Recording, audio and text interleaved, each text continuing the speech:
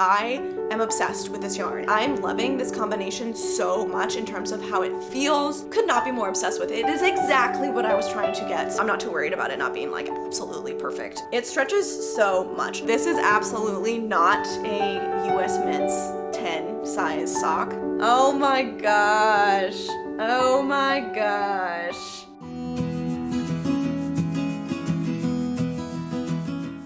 Hi there, welcome back to Knits by Lizzy. This is episode 8 of my knitting podcast, and I am so happy to have you join me as we chat about some knitting.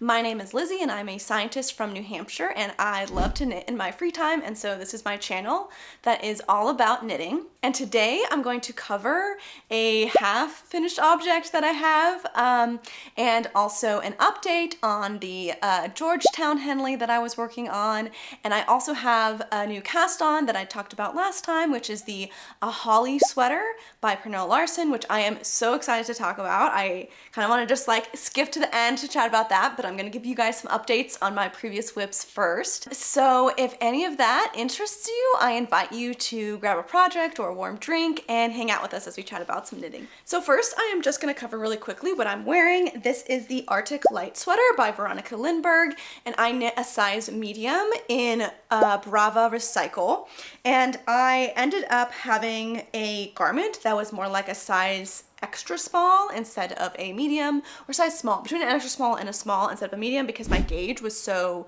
much tighter than the pattern gauge. And this was the second time I knit this pattern. The first time I knit it was for my mom for Christmas last year, and I enjoyed that so much that I wanted one for myself.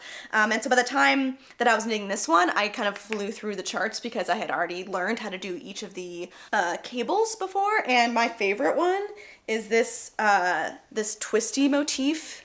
My favorite one is this twisted motif here, where you cable around a bauble and then it kind of like braids around and you cable around a bauble. And yeah, that was the one that, I mean, I loved seeing all of the cables kind of appear, but that was the one that I found the most fun to knit. So overall, absolutely love this pattern. I mean, I knit it twice. And so that's what I'm wearing today. First, I'm going to start off with, really it's just all WIPs, but I do have a half finished object. I have one sock, but it's barely a finished object, so it really just gonna call it a WIP, and it is the Sunday Socks by Petite Knit. So let's get into my WIPs.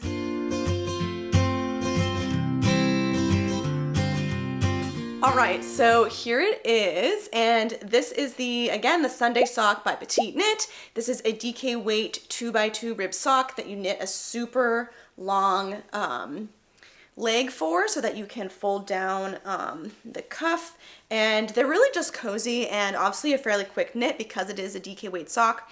And this one sock that I knit, I made in Berroco Comfort Sock, so the fingering weight version of Berroco Comfort, which is a 50-50 nylon acrylic blend.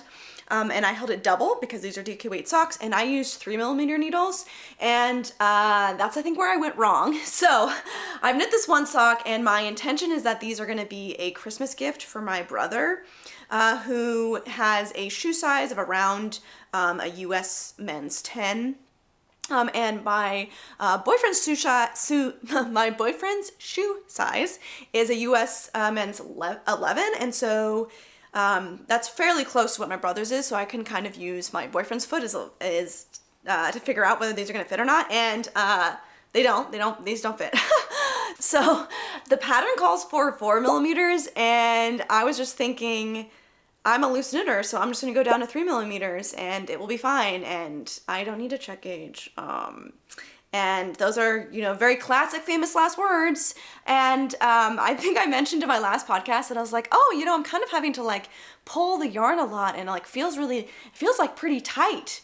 And that really should have been like a red flag for me, because so I finished these, and then I had my boyfriend try them on, and when I had put them on, they definitely they fit over my foot because even though they're too small, they're still much larger than my feet. So I could get them on, but they weren't super loose. Like honestly, I feel like if I had knit this foot shorter, this sock would like totally fit me.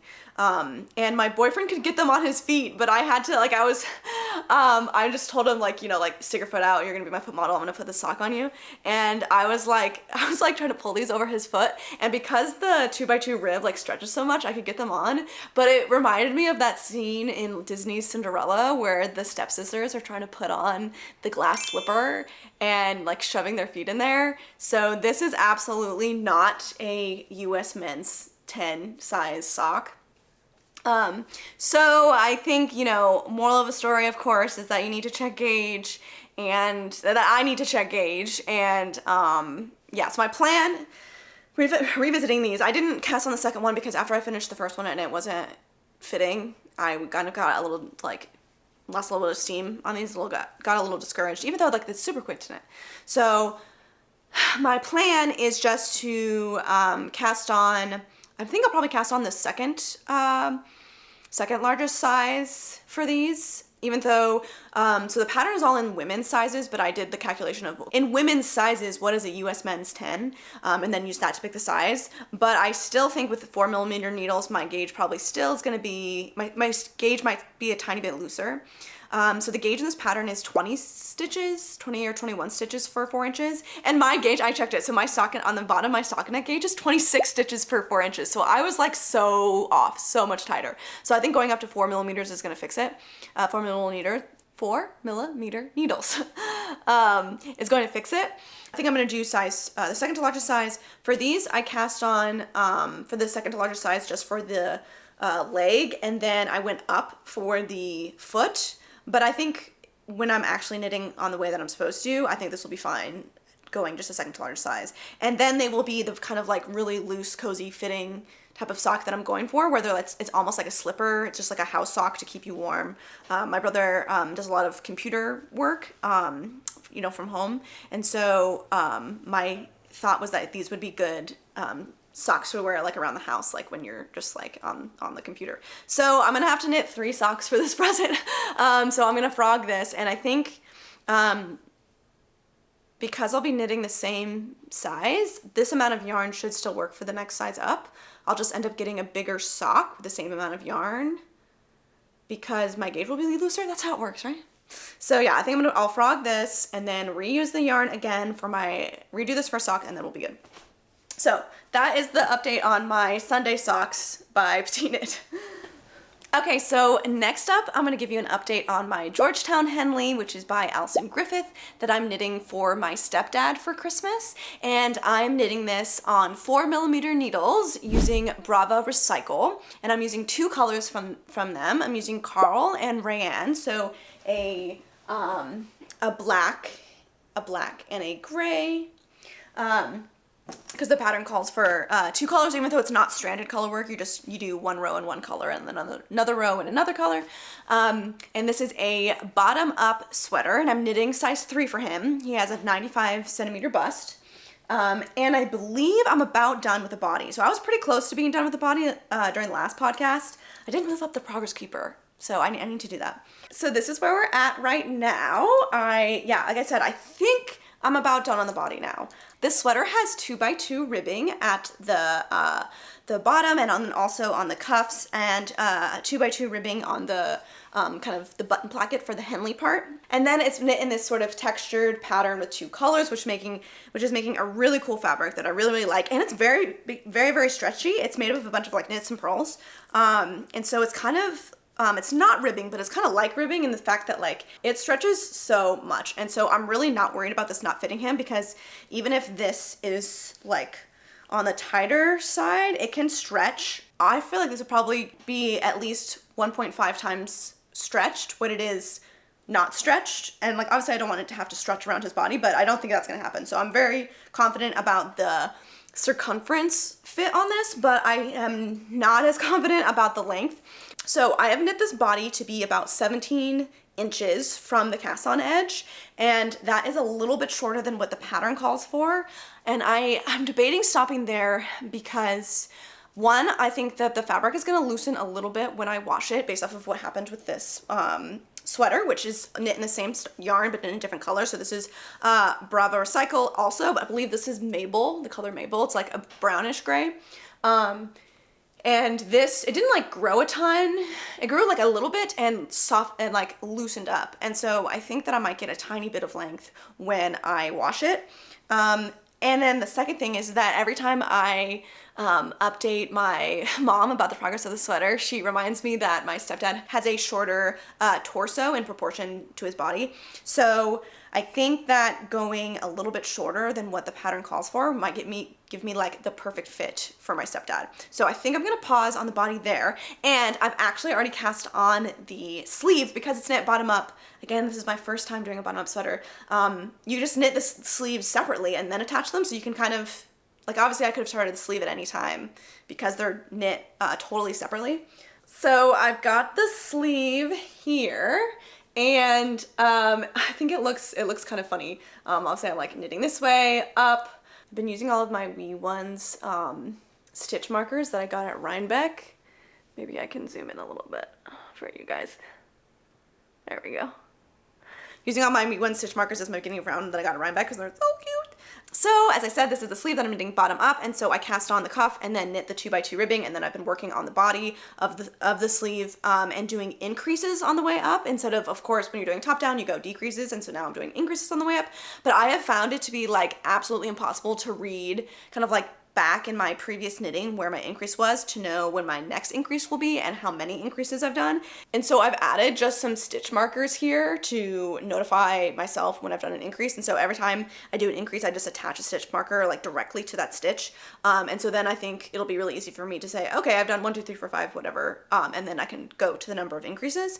And so I think that'll help me do this correctly. I have been having trouble kind of seamlessly maintaining the textured pattern with the increases, but it's so kind of busy that I don't think you can tell when I'm doing the switching during the increases. Because like I said, it's hard for me to even tell where the increase is even happening. And so I think because it is so busy and it's got 2 colors and it's all happening, you know, like right at the beginning of round, which is going to be like underneath the arm, I'm not too worried about it not being like absolutely perfect. Because there's already a little bit of a jog in between each row because you're switching colors and stuff. Although I have been very happy with, I've just been twisting the strands when I switch each row of the 2 colors, and that's been really good at preventing any sort of like gap happening at the beginning of a round. So that's been working really well. So the other thing I have to say about this is that I cast on this sleeve and knit this sleeve during a local knitting retreat that I went to this past weekend. So my friend who knits Delaney, she found this just like it was just advertised in a newspaper, a local newspaper. And so we went, and there was just a bunch of women that were knitting together, and we were, you know, just like discussing, just having discussions about, you know, society and stuff. And yeah, it was great it was great to be around just like a bunch of women, a bunch of knitters supporting one another. So that was really cool. And I had mentioned, we all went around and like introduced ourselves and like talked about how we found knitting. And I had mentioned during my little intro that I did that I knit English style, but I am very curious about learning continental, and that I've tried to teach myself, but it has not gone very well. And then a woman afterwards came over and asked if I wanted her to show me how she knits continental. And so she showed me how she tensions her yarn when she knits continental.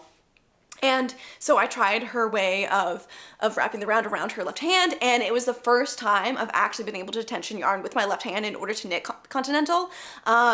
Very quickly, I think most people know this, but very quickly, if you don't know, so there's 2 main ways that people knit. So there's English style, where you're holding the yarn in your right hand and throwing it, where you kind of actually let go of the needle and then wrap it around and then knit the stitch. And then when you knit continental, you hold the yarn in your left hand, and then your hands never leave the needles. You, instead of using your hand to pick up the yarn and wrap it, what you actually do is you pick. That's why it's called picking and throwing, continental in English.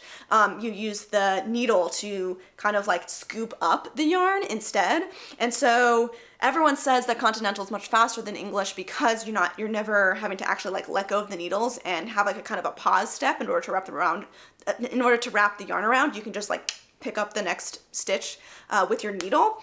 And so the more projects the better, right? Like if I can knit faster, I want to. And so I've been really intrigued by Continental and the prospect of the fact that it might make me faster. And so now I think I actually might have the tools I need to try and learn, now that I have learned from this woman how to tension the yarn. But at the same time, I'm not like raring to jump into that, because I do really love the way that I knit. Like it's really, really comfortable to me, and I actually think I'm a fairly fast English knitter as far as English knitting goes, because I'm kind of in between a thrower and a flicker, where flicking is basically when you are knitting English style, but you're not letting go of the needle. You're kind of like using your one finger to just quickly put the yarn around the left needle, but you never actually have to let go of your right needle. And that, I think, if we are ranking like quickness of knitting, it's like English throwing is the slowest, and then Continental picking, and then English flicking I think is actually even faster than Continental. And so I am also considering, okay, do I want to try to see if I can transition all the way to total English flicking instead of kind of what I do, which is like a hybrid between throwing and flicking. So I do let go of the needle, but I'm not doing a full kind of like wrapping around with my hand. I just use my index, my pointer finger, this finger, to do the little like throwing part. And so I think it's actually fairly quick. So we'll see. But I do think, especially when it comes to color work, it would be really nice to be able to hold some yarn in each hand.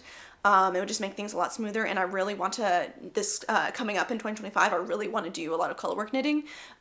So even if I don't completely switch to Continental, doing some practice with it would be really good for me just in general to increase my knitting knowledge. But I'm really curious, so please comment below, are you a Continental knitter, or are you an English knitter? And if you are, why? I think it's probably most people just, they learn one way and then that's what they do. I'm especially curious to know if anyone has started at one style and then switched to the other style, and like how that transition was. So yeah, please let me know down in the comments. But yeah, so that's where I'm at with my Georgetown Henley. So I think I'm gonna be stopping on the body now. I might just throw the body of that sweater up against a sweater that I've knit my boyfriend before and see where it's lining up, because that body is gonna need to be maybe like 2 inches or more shorter than something that I would knit my boyfriend, because my stepdad is shorter than my boyfriend by several inches, and then also as my mom keeps claiming, he's got a shorter torso in proportion to like his total height. So probably would need to knit a shorter garment even for someone who is the same height as him. So I'm feeling pretty confident in my decision to knit it shorter. It's hard when it's hard knitting. When you do gift knits, there's always that thought, at least for me, like, oh, what if this doesn't knit? Or what if this doesn't fit? Like, he could open this on Christmas morning, be excited about the sweater, and then throw it on and it doesn't fit. I guess if it doesn't, like, worst comes to worst, I could take it back home with me after Christmas, fix it, and then mail it back to him. So it's okay, it's okay. Okay, so now I'm going to discuss my new cast on, which is the Holly sweater, and it is like the best thing I've ever made. I'm so excited about this.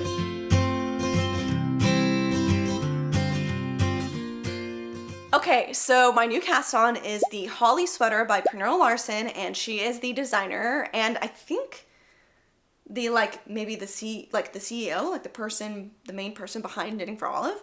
I may be wrong by that, but she's definitely the designer for Knitting for Olive. And the Holly sweater is the Christmas sweater design that she released, I believe, last year. And she also has released a Christmas sweater for this year, which is really cute. It's got these like evergreen trees on the bottom. I'm actually kind of tempted to knit that one maybe like in January, because I think if I used more like wintry colors instead of Christmas colors, it would be just like a fun winter sweater. So I might be casting on this year's Christmas sweater like in January. But I have been dying to knit this sweater, the Holly sweater, since last September. So September of 2023 is when I added it to my queue. So I was even considering doing it last Christmas, but just ran out of time. And so after last Christmas happened, I was like, I told myself you absolutely have to knit this for yourself for this coming Christmas. And it is this circular yoke sweater, this is my first circular yoke too, so I'm doing a whole bunch of new constructions right now. This is my first circular yoke sweater, so it's a circular yoke, and then it's got just like one band of color work that is these cute little hollies in green, and then these berries in red that you knit with baubles. So let me show you guys my progress. Oh my gosh. Oh my gosh. Isn't this so pretty? I just like, I can't get enough of it. And I wish I could show you guys, like, maybe you can tell when I do this how light it is and soft. Okay. Okay, let me get into the sweater. So I am knitting this out of a combination of Cascade Yarns Cherub Sock, which is a fingering weight acrylic and nylon blend, with Lamy Yarns Soft Sensations, which is a acrylic polyester like vegan mohair, which is an absolute godsend. I am obsessed with this yarn, and this is I've had this yarn for a while, but this is the first time I've been able to do this exact combination, which I've been really dying to do, which is a fingering weight acrylic yarn held with this lace weight polyester acrylic mohair to mimic when people hold a fingering weight merino with a lace weight mohair together. So let me just quickly show you the yarns. I discussed this a lot more in my last podcast, so if you're new here and you want to check that one out, it'll just be in my episode 7 where I talked a lot about this about these yarns when I was doing my acquisitions. So the main colors I'm holding are the ecru color in the Cascade Yarns, and then a beige color in the mohair, and it is creating this beautiful oatmeal looking off-white that I could not be more obsessed with. It is exactly what I was trying to get. So I didn't want a bright white and I didn't want total beige. I wanted something in between, and I'm loving this combination so much in terms of how it feels and how light and fluffy it is, and the just like how amazing the color is, that I think coming up, just like whenever next time that I just want a basic raglan, I want to knit the Monday sweater by Petite Knit, which is a pattern I already own, in this exact combination. So this exact yarns and these exact colors, because having just like a really classic raglan beige sweater I think would just be so useful. I would wear it all the time, and I just like want as much of this yarn combination as I possibly can. So this is my main color, and then I am doing the leaves in this color held together. So this is fur, I believe it's called fur green in the Cascade Yarns Cherub, and this is, I believe, called olive in the Lamy Yarns Soft Sensations. And I mentioned last time that I was really worried that this being so far off kind of like a natural looking fur green than this, that this would make this like too yellow, but I am actually absolutely loving the combination. This is not really overpowering. It's just adding like a kind of like hint of lighter green dimension, and I think that dimension that it's adding is so cool. And I actually personally I'm loving this color combination more than just like the basic dark green that is in the sample. So it's kind of hard to see in my current setup the color combination that this is causing, so I'll definitely insert some zoom in footage of this, because I want you guys to love and appreciate it as much as I do. So yeah, my worry that mohair would make it too yellow did not happen. Instead, it is, to me, it's almost looking more natural, even though of course there's not like real hollies on my sweater, but I don't know, it's hard to explain. I just really love these color combinations that are happening. And then for the berries, I just have two very true reds holding together that like are almost the exact same color. I'm not seeing any sort of dimension in there, which is totally fine by me. Just need that pop of red for the berries, and all of the red berries are just baubles. I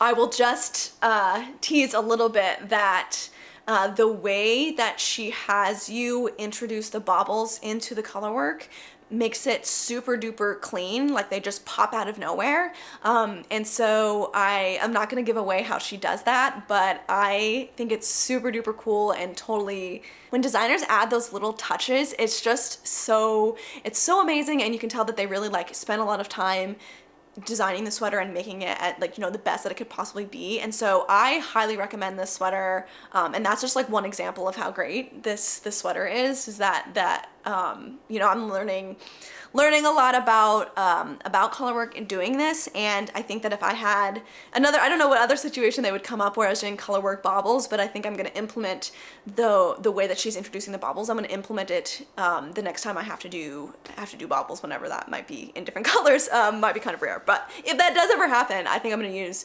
what is in this pattern. It's great. Highly, highly recommend. And I cast this on right after my last podcast, so the very beginning of November, and I started listening to Christmas music. And at first, obviously, you cast on, you don't do the collar work for a little bit. There's a double folded collar here, which is so squishy and nice. And I did this past weekend is when I've been doing the color work, and I'm about 2/3 of the way through the color work yoke, and I'm almost done with the 3 color rows, which have been a bit of a challenge trying to deal with so many strands of yarn at once. Like, the yarn management is crazy because I've got 2 strands per color, so I've actually got 6 strands. It honestly is like not quite as bad as you might think it might be. Like, it's fine. I'm managing and I'm trying to catch my floats like the best I can. Like, especially with that red, like there's only berries. Often there's only one red stitch once every repeat, and so there's many stitches in between the reds, and so you have to catch those floats, and I think I'm doing like an okay job of it. Maybe here, I'll show you the back. I think I'm doing an okay job of catching my floats, but definitely the part I'm doing the worst at is catching the floats for the red. But it'll be fine, especially because this is so fuzzy and there's all that mohair. It's kind of like they kind of want to stick together, and so I'm not super worried about the floats kind of like hanging loose, and so when I'm trying to put it on, them catching on anything. So I think it'll be okay in the end. But yeah, this pattern is just bringing me so much joy, seeing the beautiful color work come out, and then having this yarn combination be exactly what I wanted it to be. And I was really nervous about that green, and so I honestly was debating just going right from the beginning, holding 2 strands of just the Cascade Yarns Cherub Sock in the green to hold together. But at first I said, okay, well, let's just like give it a chance, and I'll try it with that mohair first, and if I don't like what it looks like the first like couple stitches, I'm just gonna rip it back. But it ended up turning out so great, and it worked out.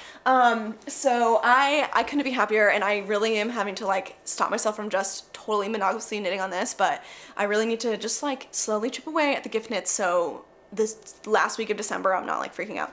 And I think the Georgetown Henley is actually coming along pretty good, so that should be done before Christmas. So I'm not uber stressed about gift knits so far. I was a little disappointed that Sunday sock didn't work out, but I think a DK weight sock doesn't take that long. It's gonna be okay.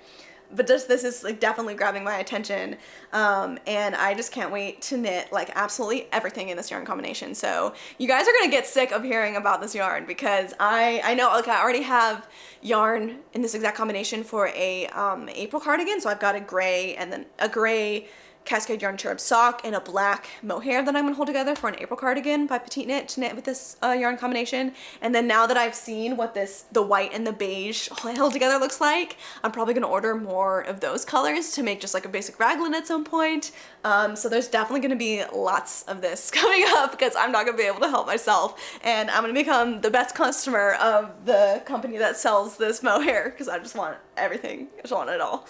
I am knitting the first size in that holly sweater, and I am using the suggested needle size of 4mm. I was actually able to hit gauge. So yeah, I'm just following this for the size 1, which should give me about 10 centimeters of positive ease if everything works out. But because it's a circular yoke, there's a lot of the instructions that are in the beginning, there's a lot of the instructions that are similar for the first couple sizes. And so I think I'm gonna find that if I think that it's too small, it's gonna be very easy for me to just add a few more increase rounds and follow and just like kind of switch. It would be easy for me to switch from like size 1 to 2, because so far the instructions that I've been following have been the same, I think, for size 1, 2, and 3. And so I think I'm just going to be like continuing the increases if I was going to do a larger size, something like that. So I'm not worried about that size at all. I haven't tried this on yet, but I think when I get done with the color work, I'm going to try it on and see how the sizing is working.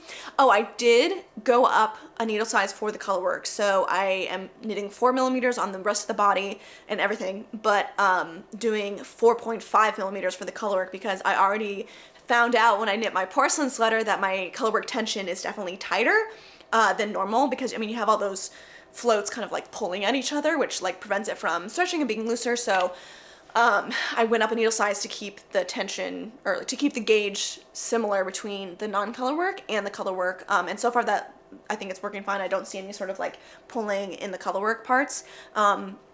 And I also found, so there's no color work on the sleeves for this sweater, but if there was, I would go up even further, I think, when I was doing the sleeves, because I found in my porcelain sweater that, I think it was a very similar situation where the main needle size was 4mm, and I went up to 4.5 in the body, and for the first sleeve, I did 4.5 on the color work on the sleeve, and I could still see some cinching, and so when I knit the second sleeve, I actually went all the way up to a 5mm for the color work, and then 4mm for the non-color work, and that seemed to work out pretty good. So I think when knitting in the even smaller circumference needles, that is even tighter. So if there was color work on the sleeves, that's what I do, but there's not any color work on the sleeves, so that'll be fine.